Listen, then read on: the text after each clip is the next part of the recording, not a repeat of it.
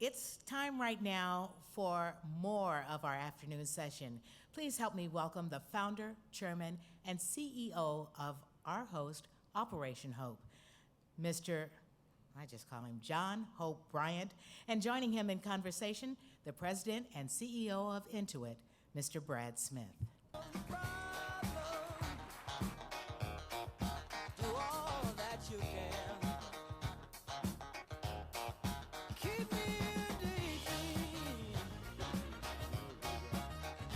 Hello, everybody. All right. You're enjoying yourself? I'm a hugger, too. Good seeing you. Thanks. Isn't this a great day? You are experiencing the largest gathering of leaders in the world on the topic of the eradication of poverty and the empowerment of the poor anywhere in the world. And so, thank you very much. 3,000 delegates, 40 countries. A friend of mine, Gan, is here from Mongolia. He told me he was on a plane for 35 hours to get here. He was on the stage earlier today. 19 federal government agencies, 11 cabinet and sub-cabinet members, 300 speakers, all of you beautiful people. Unbelievable, really. Very impressive. MSNBC Broadcasting Live and others who are here. The CEO of Intuit is here with us. Please give him some love, Brad. Thanks, John. So Intuit's a bit of an institution in many of our lives. I grew up really with, as an entrepreneur, I would call you CPA in a box, an accountant in a box, because I couldn't afford an accountant. Mm-hmm. I didn't have enough revenue to have an accountant. If I walked in the CPA's office, he'd laugh at me, or she. But my Quicken program didn't laugh at me. And before I ever knew you or knew Intuit, I had a relationship with Quicken. And then when I graduated, I had a relationship with QuickBooks. And then I realized, after I made some money, I had to pay some taxes. So I had a relationship with TurboTax. And you had me coming and going. So in reality, you really need to give me your office building in Washington, D.C., because I financed your whole deal. Hey, that's a deal. We'll do it. I want to talk to you, yes, about your company and all of the multiple brands underneath Intuit. Some of you would know Quicken Loans. That was a division that was sold off Right. To the entrepreneur who's now in Detroit. That's correct. Yeah. Who's doing so much there. But your core products remain in place, and you're doing a lot of things that people don't even know about, including helping people with their taxes for free. We can talk about that for a minute. Steve Ryan is out here with a group doing that. But I'm more really passionate about, Jim Clifton and this Gallup Hope Index that we did. First of all, Jim Clifton, I got a man crush on Jim Clifton. That dude's brain is amazing, and he's not a nicer billionaire you'll ever meet. I always love billionaires. And if you're a billionaire, I love you too. I can tell you, brother, unless the Powerball hits, I'm getting no love. Yeah. But Jim would say that America has lost her storyline, that for the first time in history, we've got more small business deaths than small business births.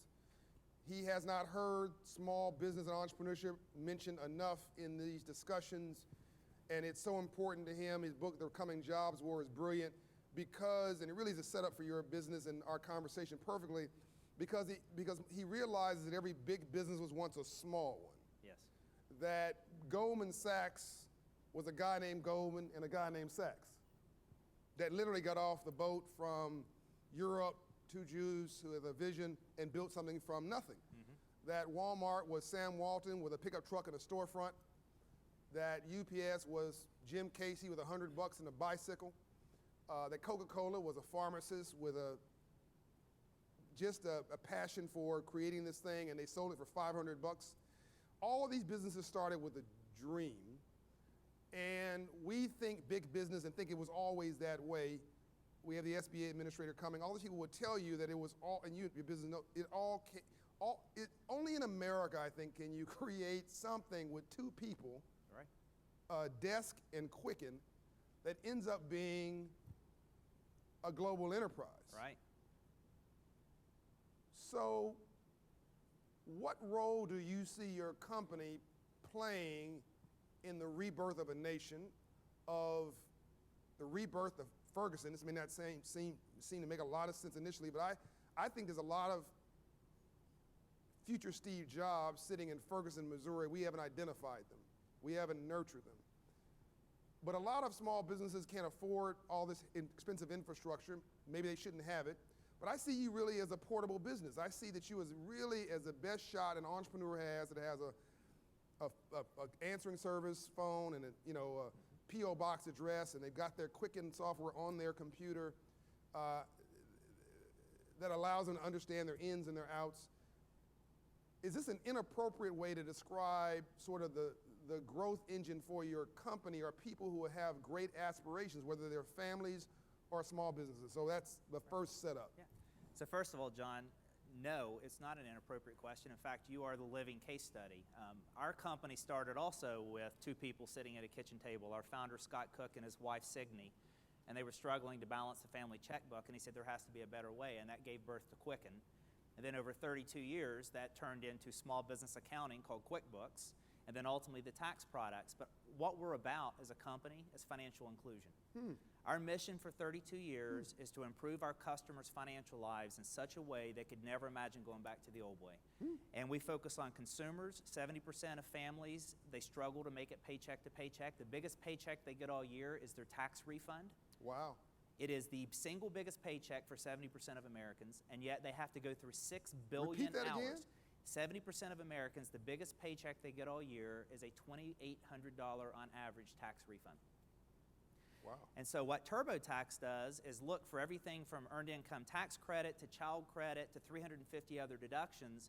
And for most Americans, you can actually use our software for free. You can do it through the government-sponsored Free File Alliance program. 3 million Americans actually can do that tax product for free. We don't charge them anything, we just help them get the money. On the consumer side, we have Quicken, we have Mint, which is exactly what you talked about. How do you help people understand You that? own Mint? We do. Mint is our product as well. That's big in India. Yeah, well, and it is. And it's a financial literacy product that teaches you early on the basics of how much money do you owe, how much do you have in your account, and how do you start to set aside money and start saving. And then you have small businesses, and that's the point that you were talking about that Jim brought up. It's concerning for us, and the reason why it's concerning is the world's economy, the backbone of the world, not just the United States, is small business. Small business. In the United States, 60% of Americans work in a company with fewer than 20 employees, and 80% of all new jobs are being created by companies with fewer than 20 employees. If they don't succeed, we don't succeed. And so our whole company is focused on that.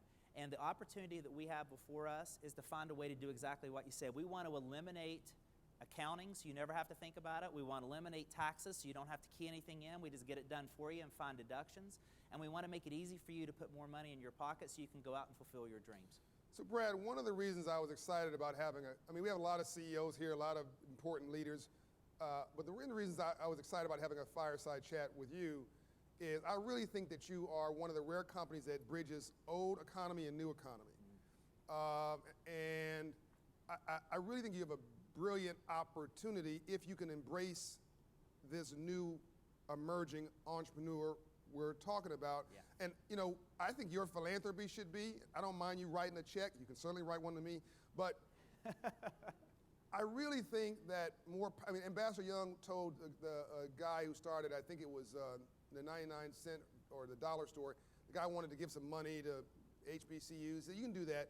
I prefer that you start stores in underserved neighborhoods, let the manager be a part owner in the store, give them equity in the store, let them become an owner, and give them a hand up and not a hand out. And give Ambassador Young some love for that.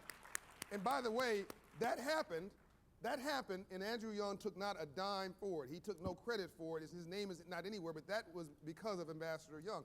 I would be as excited about you basically parachuting in, millions of dollars of your products into Ferguson's and Detroit's and the South Central LA's and the Anacostas, along with some talent to help people learn how to use this, because now we're giving people, teaching them how to fish and giving them some bait for the hook and giving them, and then pointing them the way that they can actually fish in a lake that's got some, that's got some stock in it.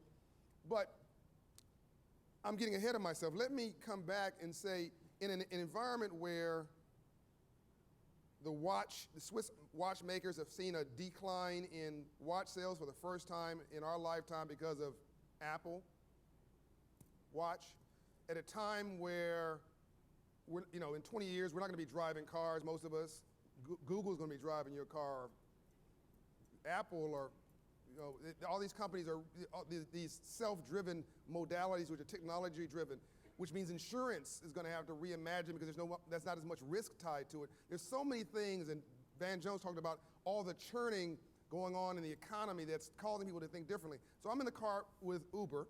Yes. In Denver, and the driver, I sit up front, so I'm gonna talk to the guy, and I said, tell me your story. And he said, well, I left a big bank a year ago. I quit, six-figure job, put $500 into my first, Uber experience, signed up with Uber.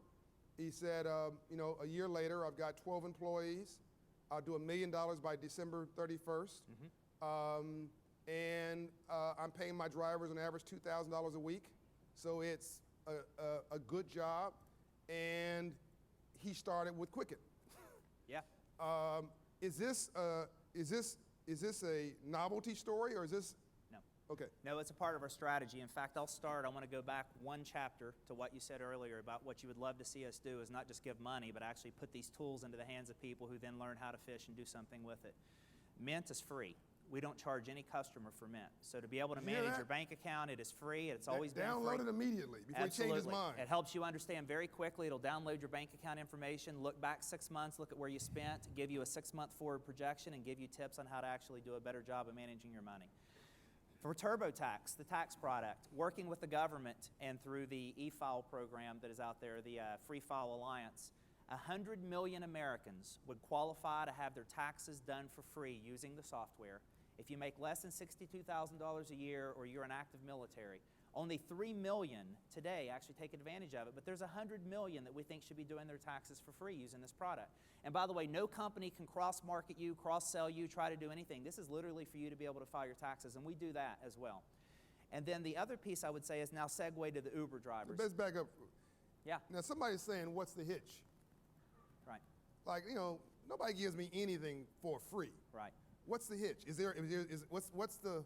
The hitch is if you can actually go out, make a living, pay your taxes, get a step up, increase your income and move up. At some point you may make more than $62,000 a year. You may have more wherewithal, and you may say, hey, I'm willing to buy the $20 version now down the road. So it's about giving someone the ability, absolutely, you grow customers, but you put the tools into people's hands so they can actually succeed. That is what the American dream is all about. Nothing wrong with that.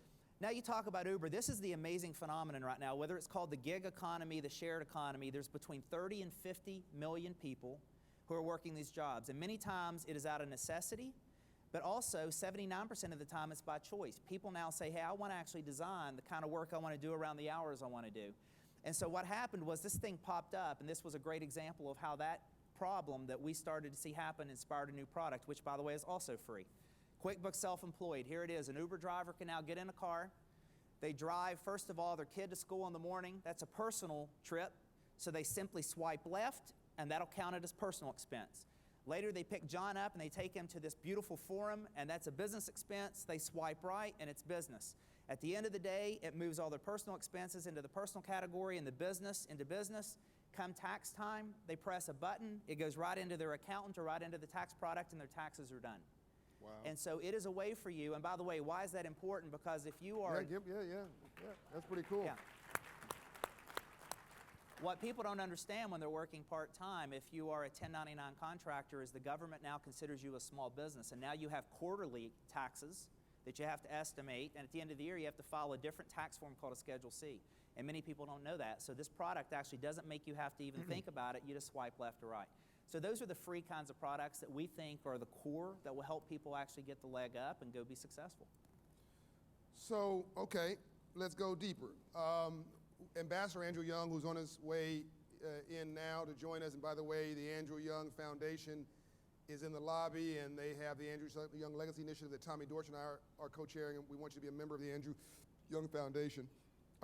But Ambassador Young would say to live in a system of free enterprise and not to understand the rules of free enterprise must be the definition of slavery.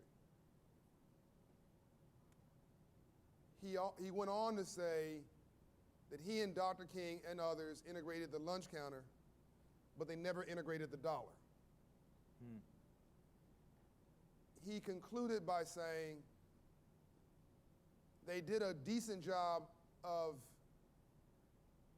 integration, but a crappy job of desegregation in our own low-wealth communities.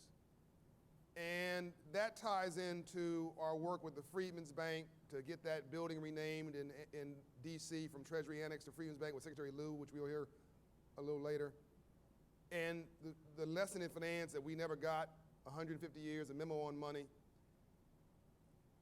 And the biggest sin today, to me, is 50 million people who qualify for the Earned Income Tax Credit who work. This is not a giveaway program. It's bipartisan, right. People work.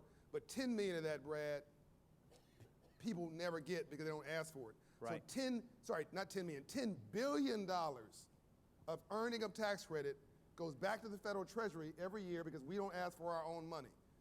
What do I mean? You make $32,000 a year and you work. Again, no handout pro, you work. You have 2 children. Federal government owes you upwards of $3,500 cash. And if you've never filed, it's retroactive for 3 years. $10,000 is more money that you'd see if you make $30,000 a year at any time in your entire working life. And we are walking away from this money. It drives me out of my mind. You have all these people doing protests and marches. Where's the march for EITC? I'm not trying to get you to do right a protest. Here. No, okay. Can I jump in? Please. Hey, you got me. Amen, brother. Come on. Oh, amen. Amen. If you go to the Free File Alliance, if you use TurboTax, they're right out here in the demo. The product will help you quickly know if you qualify for EITC. And it will go get the money for you. And by the way, in our product, we have something called Benefit Assist. It's not just Earned Income Tax Credit that goes unclaimed. You actually can qualify to have your utilities paid, your cell phone bill paid, and we can look at all the data when you key it into TurboTax and say, do you want us to go find other government monies that you qualify for? And we can actually download that for you and get you that money as well. My mother's downloading the app right now. Look I'm telling you. My mother's a capitalist. Serious. And I'm gonna segue off that for another one because you mentioned Secretary Lew. There's 2 pieces. When you go back to IRA. Anyway, go ahead. Yeah, absolutely. Yeah. So if you go back to this Uber and shared economy thing, one of the challenges is those individuals don't have an employer-employee agreement. They are 1099 independent contractors, which means they don't get access to benefits. I'll tell you what, the Treasury Secretary and the Department of the Treasury have developed this program called MyRA, which is like a portable 401k retirement savings plan. It's brilliant. It is absolutely brilliant. We've been working with them on tests, and it literally will follow you from wherever you go and will be your retirement plan. You don't have to shut it down and restart it when you start somebody else. Another example of what we're working with them on. And people are working, unlike in my mother's generation when she worked for 30 years at McDonnell Douglas Aircraft, right. This generation will probably move 5 times in jobs. So it's very important to be able to move your retirement strategies with you, but also if you're self-employed, yes, you need a vehicle to make sure that stays with you. Am I right about this? Absolutely right. And I wanted to say one other point about this when you were talking about these unclaimed credits. The biggest burden right now that younger generation are carrying are repaying student loans. And we have been working with the Department of Education and the Department of Treasury once again to have an income-based student loan repayment program. So when you have that number, like right now 70% of Americans, the biggest paycheck they get is a tax refund. Half of people have no idea whether they owe money or they're going to get money. And once they actually see they're going to get $2,800 or $3,500, many of them don't even have a plan for it.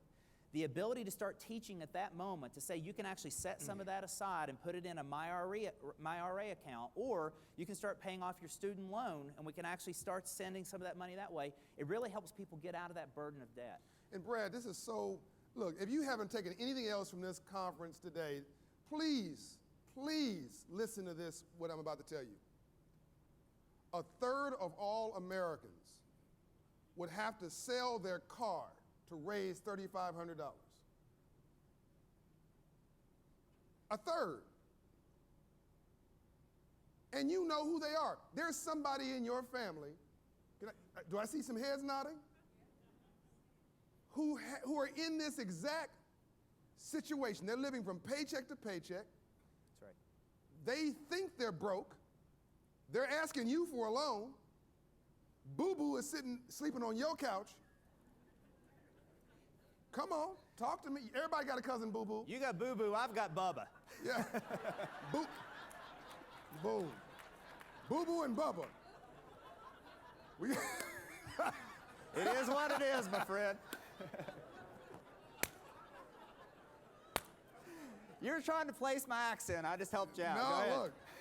No, look, from Compton to West Virginia, we together.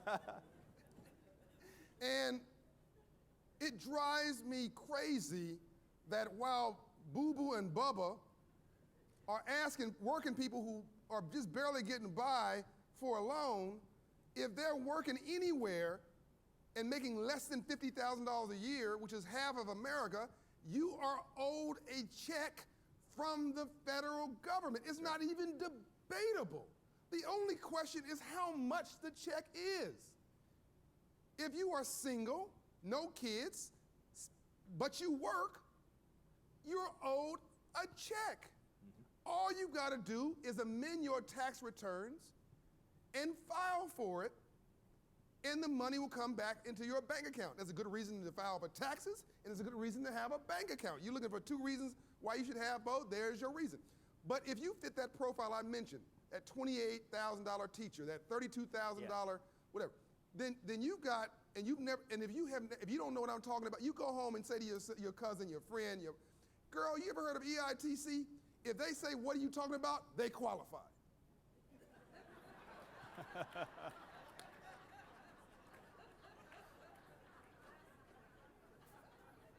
And if they never filed for it, it is retroactive, because if you had ever filed for it, you keep filing for it, which means you have 3 years coming back to you. That's right. All of this you can do through your products, right? Absolutely. Now, once you get the money, put it into a bank account. You know, somebody was asking me about Powerball outside. This stuff drives me crazy. Like, you know, if I give a homeless guy $1 million, he'll be broke in 6 months. Mm-hmm. Because nothing changed here. Nothing changed here. The word capital comes from the Latin root word capitas, which means, it's Latin, means knowledge in the head. Capital has nothing to do with money. There is a difference between being broke and being poor.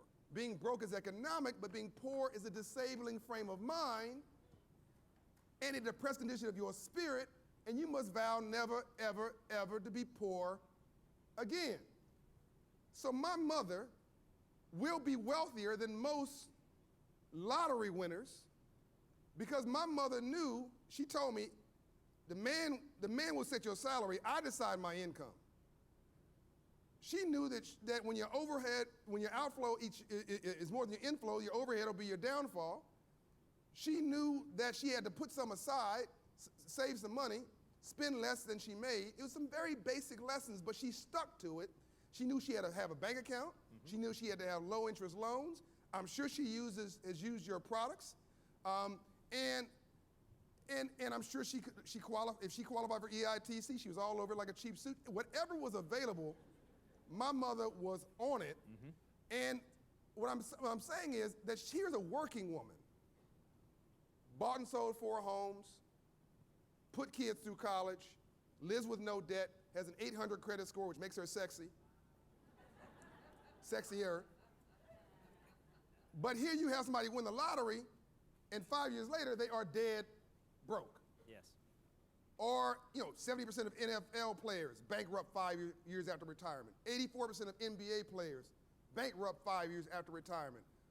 Not like my man Dikembe Mutombo here, who's a Hall of Famer here, who's not only made it, but understand the more you give, the more you get, and has done well and done good. My point here is, and my question to you is, does your product help to build wealth? What is the value proposition around your product? In other words, what's your main selling point in that regard? Can you bundle hope? Can you bundle your product with EITC, My IRA? And by the way, for the average working family making $30,000 a year, like just a guesstimate of how much money they'd either save or make, if you can answer this, by using your product and just the things in the top of your brain that are available to them. Yeah. So I'll start with this. Yes, our products do help build wealth. If we take financial inclusion, we break it into two pieces: financial literacy and financial enablement, having the tools to help you do it, and financial literacy teaching you along the way so you don't end up like that homeless person who won the lottery. Right. I'll give you some specific examples now. So the average family can not only get the maximum deductions for free using the TurboTax product, and we can find the EITC and the other qualifying credits they get, but we've been able to find that in this past year, by finding other government benefit programs they qualify for, we found another $1,600 on top of the average refund for the average family. That helps build wealth. If you think about small businesses, when our small business customers use small business accounting product like QuickBooks, they are 20% more profitable, and they are 89% more likely to succeed than someone who actually does it out of a shoebox, a paper and pencil, or Excel spreadsheet. If you want to know if that has led to any success, John Hope Bryant sitting here, who told me the story of starting out with Quicken and went to QuickBooks and did TurboTax, and Google ran on QuickBooks until 2003. So the answer is yes, it does. Whoa, build. back up. Repeat that? Well, we are a small business product, and at some point the definition of small was surpassed by Google's explosive growth. But Google did use the QuickBooks product, and many of the companies you talk to say actually started on that product. So that aspiration of starting at a kitchen table or in a garage and then becoming the next big Facebook or Google, you talk to most of those companies, they started out using our product. So Ted Suter's here from Google. He's on our board. You need to come get his man a check because he paid for some of your stock options, Ted. Well, they've helped us quite a bit as well, too. So we talked about some good news. Yeah. Tell me the bad news. Talk about fintech, disruption. Yeah. Talk about the challenges to your business, the challenges to your business model. What frustrates you the most? You know, I'd say there's two things. The frustration is the biggest competition that we have in fintech, financial technology, is inertia. People get used to doing it the same way. They don't want to try something new. That's why most of the products are free, because if you come in, you try, you see a real benefit out of it, then eventually you'll be successful, and you may want to move up into a paid product. That's the frustration, is how do we do a better job of educating the consumer and the small business that there are tools out there, there's no hooks. This is not about trying to bait and switch. You come in, you become successful, and as you succeed, you may stay loyal, and as a result, you may want to buy something down the road. That's one big thing. The other big thing is what's happened right now, there are huge shifts in the economy and huge shifts in the technology sector. The first is the era of social. Social taught us to no longer be customers. We now want to be participants. We choose the music we want on our MP3 player. We choose the apps we put on our tablets and phones. It's no longer buy it off the shelf. We customize it. In fact, our ringtones are different. My mom's song's different than my daughter's song, and I have to know which one's calling me at the right time, so I pick up the phone and say, "Hi, honey," to the right person. So we need to make sure that our products are very configurable so they fit the individual. Now, that's one. But here's the other big change. The average, I'll use small business as an example, the average small business uses 18 different applications to try to succeed. And those products have to work together, and today they're all built by different companies, and if you aren't the company that allows all that to work together, then you're helping small businesses fail. So we've had to open up our platform, and we say now that our product not only works with our stuff, it'll work with all of our competitors' stuff. The data can flow in and out, and that's a risk, but it's also, I think, an opportunity, because if we can become the one that eliminates all the friction for the end user, they may also remember down the road when they want to buy something else, they may want to buy from us. So the headline for us is this is an exciting time. It's a highly disruptive time. The number one competitors are user behavior, sticking with what they did yesterday, and that next kid coming out of a dorm room who wants to start a business. And what we have to do is to embrace both of those opportunities and find a way to make it a part of a big upside. Are you in competition with Silicon Valley? Are you threatened by Silicon Valley? Are they your best friend or your worst nightmare? Well, we are in the Silicon Valley, so we are the they. Okay.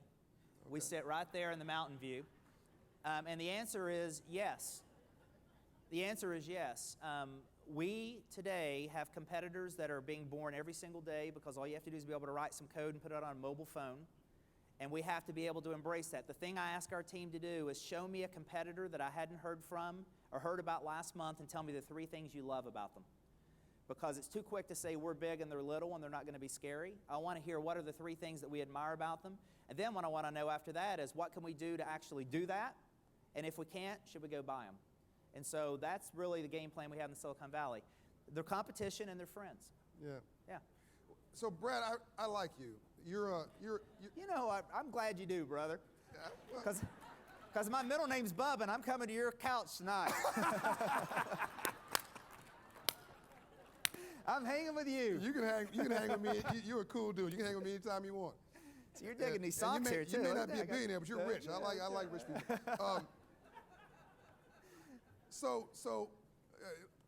I do not like hanging around broke people. I mean, no. Somebody in there going, oh, I thought John Bryant was cool. No, you hang around 9 broke people, I guarantee you'll be the 10th. So we want an aspirational environment, and so that you can make some money and have some philanthropy and give back to somebody who's not doing so well and help them to lift themselves up. So, Brad, I'm thinking that your company can be transformational. I'm gonna ask you first about our count. You and I served on the President's Council on Financial Capability for Young Americans for President Obama with Secretary Lew. I'm gonna ask you first, if there's any takeaway in this conversation about young people, and then I'm gonna challenge you with a big idea that just hit me sitting here. I will, though, acknowledge that your competitor, who's in the hallway, don't go into defibrillation, but H&R Block is here. They do good work as well. They have given away and donated products and services. I want to give them some love. And you don't mind healthy competition, no. So that's fine. Now, I will tell you, your story you told me, one of the reasons I love and respect you so much is the story you just told me about how you deal with competition is a mark of a confident leader, somebody who's reasonably comfortable in their own skin. You would not make the mistake that IBM made with Bill Gates, that Blockbuster made with Netflix. And what I mean by that, Blockbuster, remember Blockbuster? Everybody, Friday night, everybody trying to get there before you to get that, and it's out of, we call back, the next day, is it back in yet? Then you get the tape and it's not rewound. And I actually bought a little rewind machine, Blockbuster was it, right? It was That's it. Right, that absolutely. was the date Friday night. That's right. And Netflix came to Blockbuster humbly and said, look, we got this thing, but will you buy us? And Blockbuster was like, nah, we don't need you. And now Netflix is, of course, the platform, and Blockbuster's out of business because they missed the mark, became arrogant, overconfident, and didn't have that question of tell me the 3 things and so on and so forth, that humility of knowing that somebody can come out of nowhere and clock you. Bill Gates was a consultant at IBM, and young man went into the CEO's office and said that you're in the wrong business. The future is software, not hardware. And a CEO of IBM said, look, I'm the biggest company in the world. You are lucky to be here. Get out of my office. He said, I'm telling you, get out of my office. Fired him. Thank God. Because when the world closes a door, God opens a window. That's right. He went to his garage and created Microsoft. Microsoft, not macro, hard, which was IBM model. And of course, Microsoft can buy the laptop maker IBM, which is now owned by a Chinese company, 100 times. Right. You will not let that happen to you because you're constantly reimagining your business model. Right. So I don't think you'll be afraid of, as we sort of go into the home stretch here, the question about, it's an edgy question, what on this council we served on, why'd you do it? Yeah. Is there a way that you can empower, use your products, your services, your company, your platform to empower young people? I think young people are the absolute savior for this country and around the world. I think young people will create these small businesses. They will become the entrepreneurs that will become big business. I think many of them will come from poor and underserved neighborhoods. What can you do, what's in your head about that? Why'd you serve on the council? Give me some insight. Right, so first of all, I got to go back to one point on competition. Yogi Berra, who just passed away, the famous baseball player who had all the quotes that when you listen to them, they don't make sense, and then you reflect on them and they're brilliant. One of his famous quotes, by the way, was, "No one goes there anymore because it's too crowded." You think about that for a minute and say, oh, wait a minute, and I've been to places, I'm not going there anymore because it's too crowded. But he had one on competition, which is you don't blow on someone else's candle to make your own candle glow brighter. That doesn't get you anywhere. You have to focus on yourself and work on how to get your flame to glow brighter. So that's why I think competition and admiring what they do, respecting them, and yes, I respect the competition in the hallway. I was taking pictures with them. We were standing there talking, and I thought you were taking it's pictures all of their good. products. Yeah, well, I'm not going to go there. So why did I want to serve on the advisory council with you on behalf of President Obama? It goes all the way back to financial inclusion. When you are a free market capitalistic society and you realize that the system is out there but it doesn't always benefit everyone. There's income inequality, there are the haves and the have-nots, there is an ignorance to what tools are available, and ignorance, not stupidity, I mean just not informed. Yeah. And there is the fact that our education system today, our teachers are not equipped to teach these skills. They don't have the tools, they don't have the support from the private industry like companies like ourselves or the federal government, and we collectively have to solve this together. It is the backbone of our dream as a country. And so if we have the ability to inspire in some young man or woman that they have the ability to be the next Microsoft, and then we give them the tools and we teach them the skills, then they can take a step up and the generation after them can be stronger. And we wanted to be a part of that. I wanted to be a part of that. I came from West Virginia. Mother and father didn't get the chance to graduate high school. Wow. Had a very simple dream. They wanted all three boys to be able to go to college. They saved, they scraped. I went to school every elementary week, and we had that little savings book, and I got a quarter, and I was able to put it in. I didn't get $1, and I didn't get $5 because we didn't have that, but they always gave me something to put in there. At the end of the day, my mother and father had the opportunity and the ability to get all three of us through school. In 1996, my youngest brother graduated. My dad saved up money and got the only Christmas present that he legitimately bought, because every other time he'd say, "What did Santa bring you?" And he would look over our shoulder because Mom did all the shopping. In this case, there were 3 boxes the same size. We opened them up, and there was a class ring for each of us boys, and we had graduated, in my case, 12 years earlier. Wow. My dad unfortunately died the next day, but all 3 boys wear this ring to this day because our parents never broke their promise.